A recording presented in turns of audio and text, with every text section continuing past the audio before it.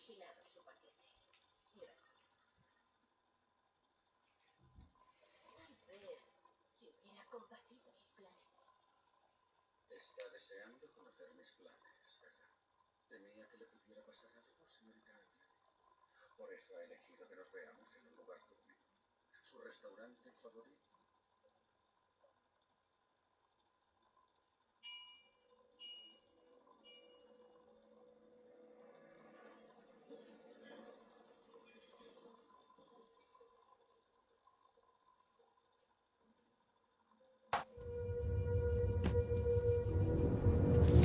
¿Qué es un héroe sin un villano?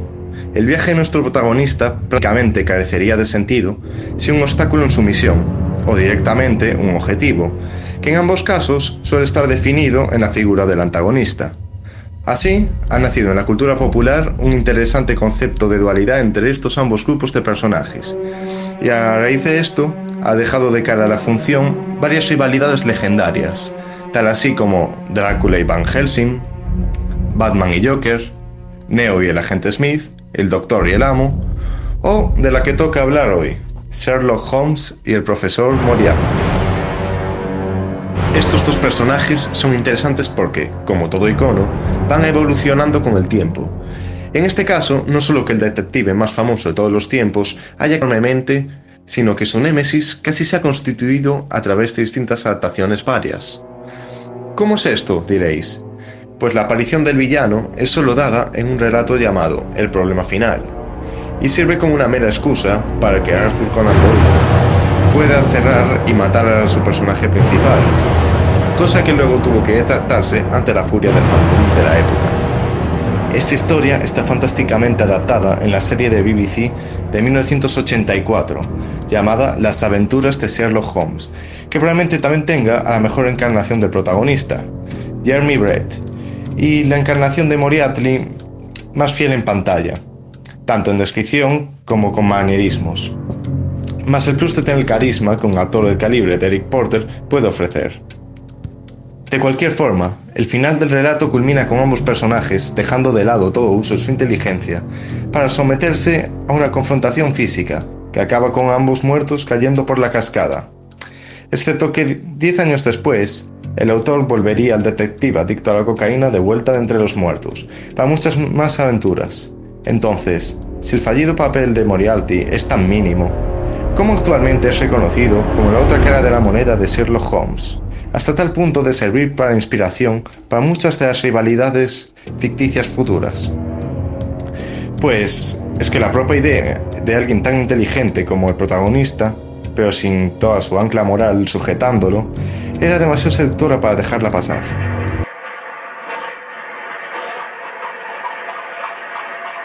Tiene un magnífico cerebro, Moriarty.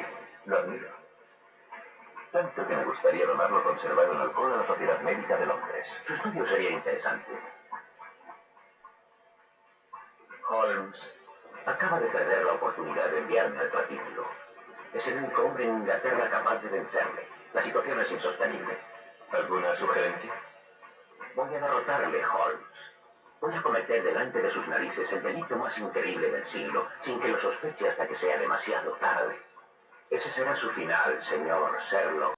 De esta forma, comenzaron a salir en otros medios representaciones variadas de esta idea, como forma de mostrar un antagonista regular que no solo tuviera un duelo dialéctico, sino uno interpretativo con la historia protagonista de turno.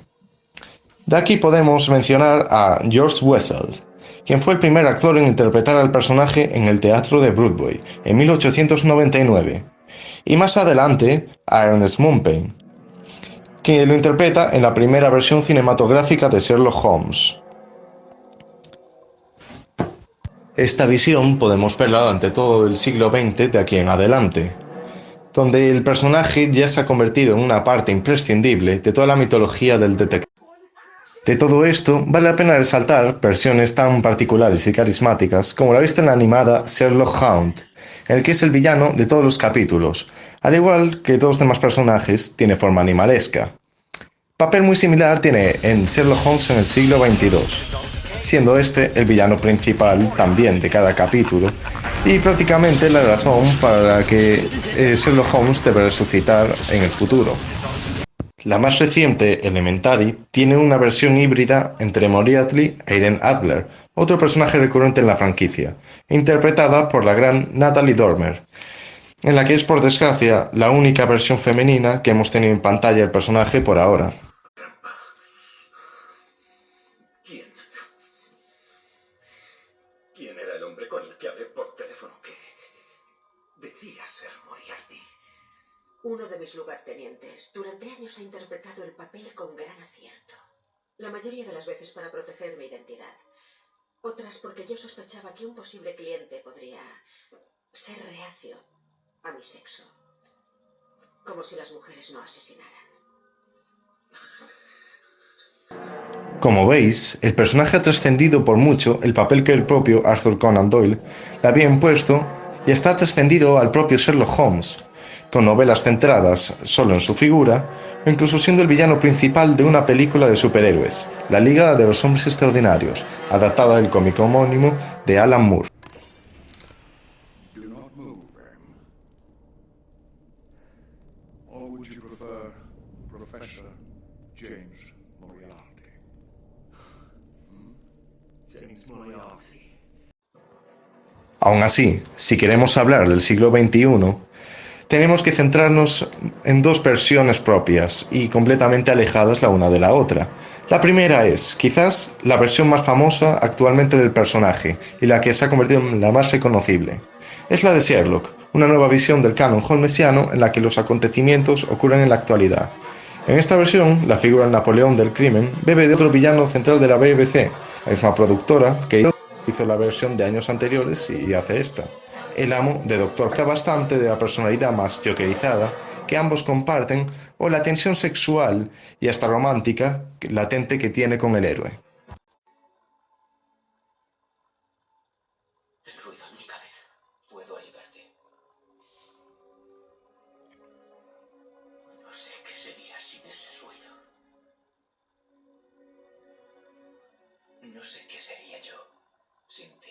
Y aunque personalmente no me llega a gustar del todo que hayan vuelto al personaje tan lunático y estrafalario como otros villanos de la actualidad, como ya he mencionado Joker son, admito que todo a su alrededor está muy bien configurado, sobre todo en el nivel del personaje y hacerlo a la vez simpático como aterrador. Queda claro que detrás de tantos planes elaborados y maléficos solo se esconde una persona que está abrumada bajo su propia inteligencia y ha perdido todo brillo por la vida, ya que vive un eterno aburrimiento y soledad, en las que solo siente que conecta con el propio héroe de la historia, Sherlock Holmes, y quizás Sherlock llega a sentirse de la misma manera. I thought you might call.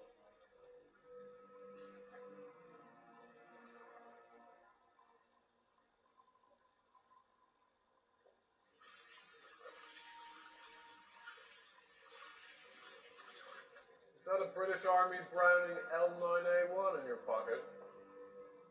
Or are you just pleased to see me? Both. Jim Moriarty. Pero mi encarnación favorita no es esa, sino una que llega al mismo tiempo. En 2011 salió en los cines Sherlock Holmes, un juego de sombras, secuela de la película 2006 dirigida también por el mismo director, Guy Ritchie, que presenta al actor Jared Harris como el diabólico profesor Moriarty, y es una encarnación diametralmente opuesta. Este Moriarty puede leerse como una versión modernizada del personaje, sin perder toda la esencia que llevaba teniendo en las versiones anteriores. No solo educado y carismático, sino alguien culto y refinado, capaz de emocionarse con una ópera mientras sus planes están ejecutando asesinatos en masa en otra parte del mundo, o abrigar a su enemigo para que no pase frío antes de su duelo de ajedrez final. Incluso la relación héroe-villano, de la que tanto hemos hablado, está aquí presente, con un respeto mutuo y admiración constante, sin ello dejar de ser un peligroso juego mental entre ambos oponentes.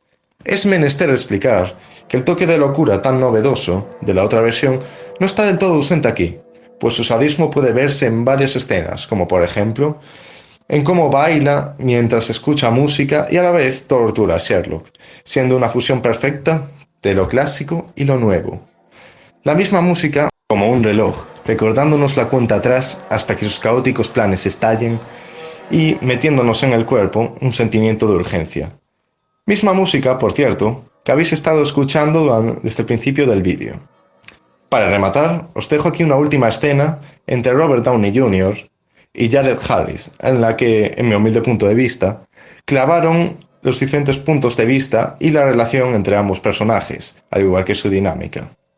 Y, a la vez, sirve perfectamente para rematar el vídeo, ya que lo define por completo. La obra de Schubert.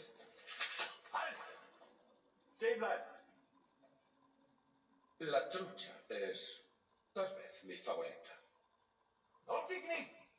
Un pescador que, cansado de intentar atrapar a un escurridizo pez. Quítate de en medio, quítate de en medio. Enturbia el agua. Te lo advierto. Confunde al pez.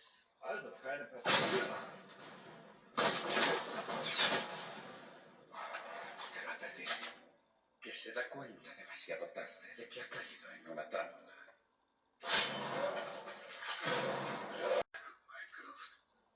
No es jugar sucio. Tengo una última pregunta.